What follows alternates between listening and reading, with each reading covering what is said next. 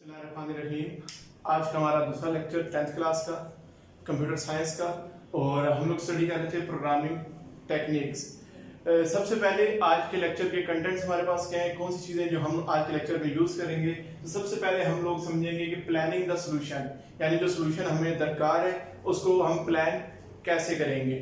Second चीज़ जो हमारे पास आएगी वो हमारे पास है कैंडिडेट सोल्यूशन, यानी बहुत सारे सोल्यूशन जो हमारे पास मौजूद होते हैं उनमें से बेहतरीन सोल्यूशन या कितने सोल्यूशन पॉसिबल सोल्यूशंस को हम देख सकते हैं। नंबर 3 पे हमारे पास आ रहा है कि बेस्ट सोल्यूशन की सिलेक्शन, यानी जो बेहतरीन सोल्यूशन है उसे सिलेक्ट किया जाएगा और उसे सिलेक्ट करने के लिए कौन कौन से स्टेप्स लिए जाएंगे ये हम लोग स्टडी करेंगे। और लास्ट पे जो चीज़ आज हमने स्टडी करनी है वो एल्गोरिथम है, यानी एल्गोरिथम से मुराद एक पहला स्टेप जिसके जरिए हम लोग प्रोग्राम को बनाना शुरू करेंगे। तो आज हम लोग पहली सीढ़ी पे कदम रखेंगे प्रोग्रामिंग बनाने की, जिससे मुराद ये है कि आज हम एल्गोरिथम को समझेंगे। तो सबसे पहली चीज जो आज हमने समझनी है वो प्लानिंग द सॉल्यूशन है।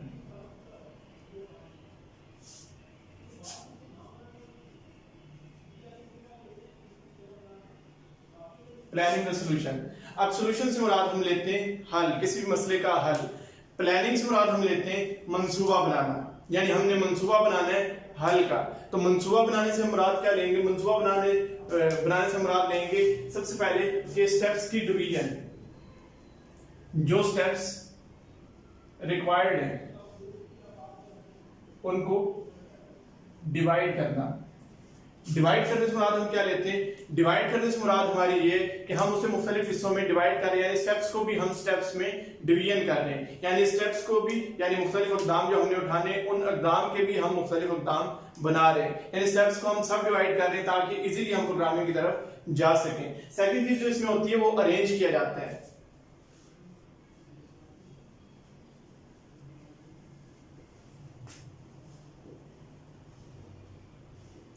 अरेंज करना, जिससे मुराद हम लोग लेते हैं तरतीब देना।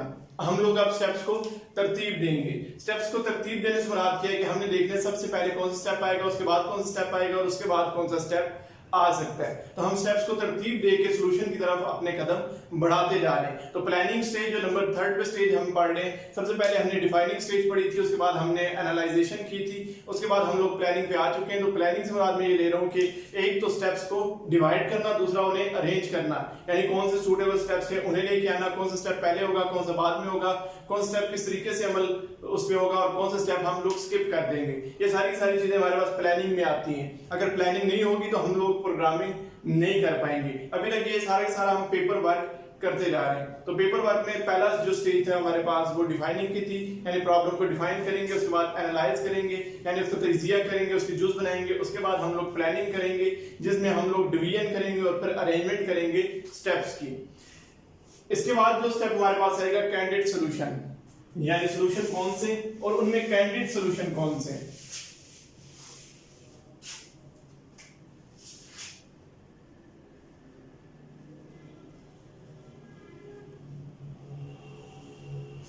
लास्ट टाइम हमने जो लेक्चर लिया था उसमें हमने ये बात वाज़ेह तौर पे की थी कि एक प्रोग्राम या एक मसला, उसके हजारों सॉल्यूशंस हमारे पास मौजूद होते हैं और हजारों तरह के सॉल्यूशंस को हम लोग स्टडी कर सकते हैं और उसके जरिए हम अपने मसले को हल भी कर सकते हैं। यानी एक मसले का सिर्फ एक हल नहीं है, हजारों हल हैं। जितनी जहानत उतने बेहतरीन हल हमारे पास निकलते आते हैं, जितनी ज्यादा जहानत उतने ज्यादा तरीके हम लोग निकालते जाते हैं। तो एक प्रोग्राम के बहुत से सॉल्यूशंस हैं, हम लिख सकते हैं there are many solutions for one problem.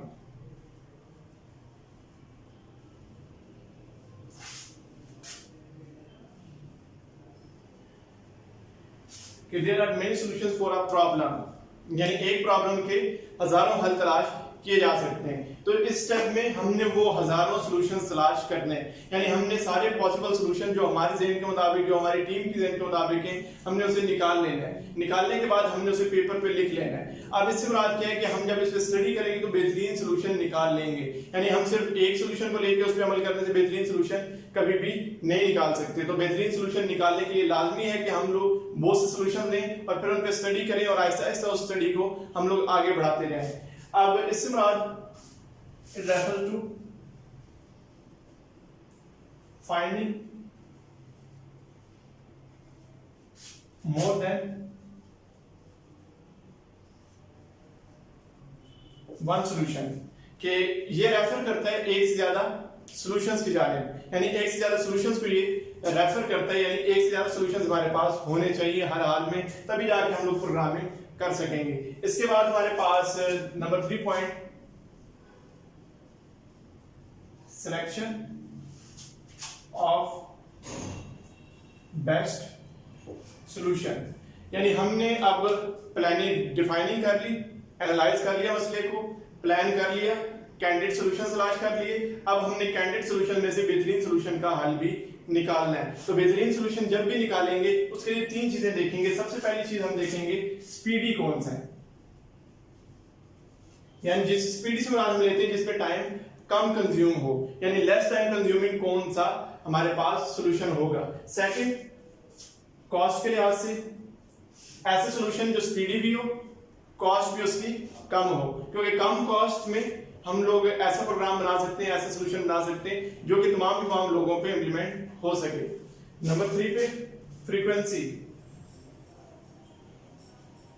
यानी ये देखना कि एक मसले में एक सॉल्यूशन, एक प्रोग्राम कितने लोगों को मयसर हो सकता है, कितने लोगों को अवेलेबल हो सकता है, कौन से लोग इसे यूज कर सकते हैं, कितनी बार यूज कर सकते हैं, किस हद तक लोगों में इसकी स्कोप पाई जा सकती है। तो जब भी हम कैंडिडेट सॉल्यूशन तलाश करेंगे सबसे पहले उसे देखेंगे कि वो स्पीडी हो, कॉस्ट कम हो और फ्रीक्वेंसी उसकी ज्यादा हो। फ्रीक्वेंसी से मुराद तादाद, यूज करने वाले जो लोग हैं उनकी तादाद ज्यादा से ज्यादा होनी चाहिए। तो ये हमारे पास थे स्टेप्स प्रोग्राम डेवलपमेंट के, और नेक्स्ट अब हम जा रहे हैं एल्गोरिथम पे, जो कि पहला स्टेप है जो प्रोग्राम की राइटिंग का, कोडिंग का।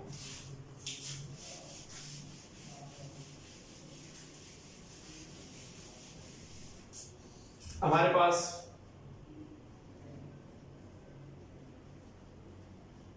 एल्गोरिथम, अब सबसे पहले हम इसे स्टडी करेंगे और फिर एक एग्जांपल देखेंगे, और उसके बाद हमारा आज का लेक्चर यहीं पे खत्म हो जाएगा। एल्गोरिथम हम लोग नॉर्मल लैंग्वेज में कहते हैं step by step division of a solution.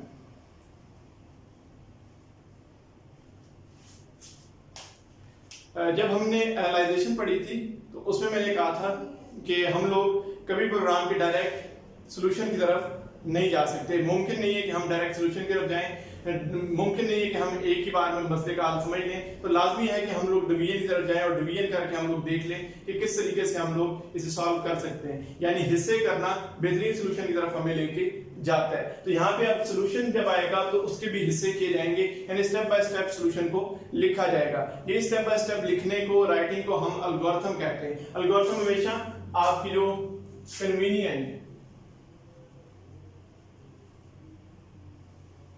Convenient से मुराद जो जुबान आपको आसान लगती है आप उसमें अपना एल्गोरिथम लिख सकते हैं। ये उर्दू भी हो सकती है, इंग्लिश भी हो सकती है, आपकी कोई मादरी जुबान हो सकती है। यानी पहले आप मसले के सॉल्यूशन को अपनी जुबान में लिख लें, आहिस्ता आहिस्ता आप प्रोग्रामिंग लैंग्वेज की तरफ जाएंगे। थर्ड पे ये इजी टू अंडरस्टैंड है, यानी इसे समझना बहुत ज्यादा आसान है।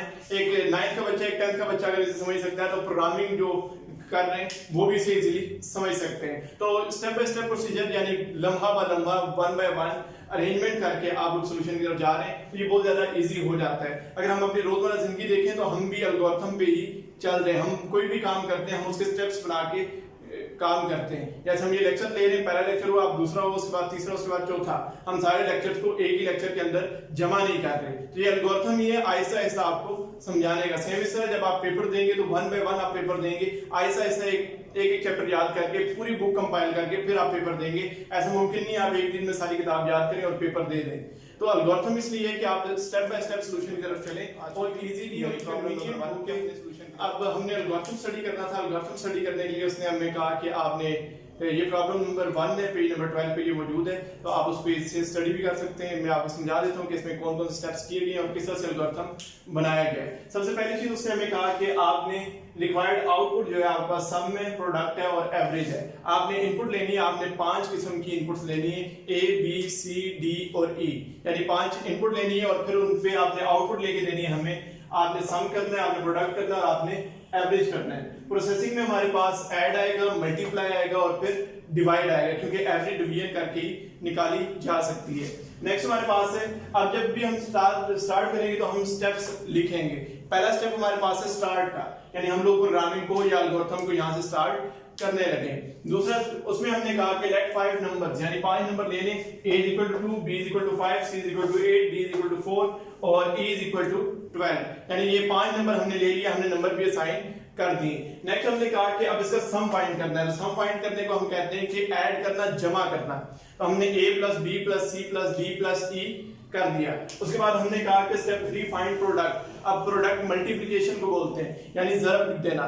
तो अब इसमें हम ज़रब दे रहे हैं a asterisk b asterisk c asterisk d asterisk e।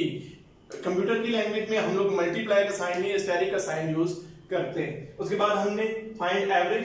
Average कैसे फाइंड की जाती है? Total number divided by number of observation, यानी जितने हमारे पास नंबर्स हैं उन्हें प्लस करना, यानी सम जो हमने किया उसे डिवाइड करेंगे टोटल नंबर ऑफ ऑब्जर्वेशन पे, जो हमारे पास 5 थी। तो सम डिवाइड बाय 5, तो हमारे पास यहां से एवरेज आ गया। अब आउटपुट जो हमारे पास होगी सम, प्रोडक्ट और एवरेज, ये शो हो जाएगी और उसके बाद हम प्रोग्राम को स्टॉप कर देंगे आखिरी स्टेप के अंदर। तो ये एल्गोरिथम की पहली एग्जांपल थी और यही हमारा आज का लेक्चर था।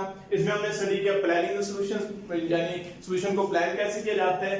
उसके बाद हमने कहा कि कैंडिडेट सॉल्यूशंस कौन से होते हैं, फिर हमने कहा कि बेस्ट सॉल्यूशन की सिलेक्शन कैसे की जाती है, फिर हमने एल्गोरिथम स्टडी किया और एल्गोरिथम की एक एग्जांपल करके आज हम लोग एल्गोरिथम को तकरीबन सीख चुके हैं। तो ये हमारा आज का लेक्चर। इंशाल्लाह नेक्स्ट लेक्चर के साथ जल्द हाजिर।